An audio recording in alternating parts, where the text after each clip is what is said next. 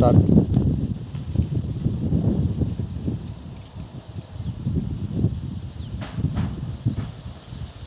నమస్తే అండి, మాది SP detector ground water survey Peddamasanpalli village Toguta mandal Siddipet district వచ్చాను.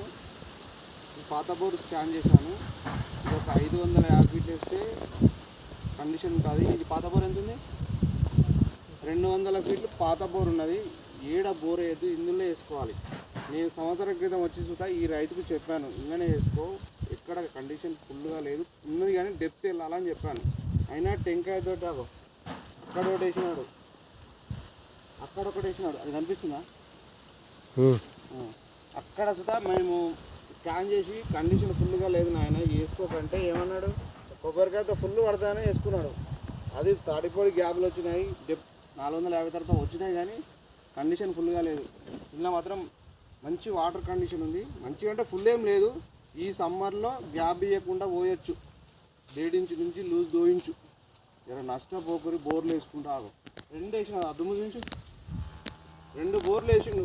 లాభం ఏమున్నది? మళ్ళీ 300 అందులో ఉన్నది. ఇలా మాత్రం పాయింట్ లేదు.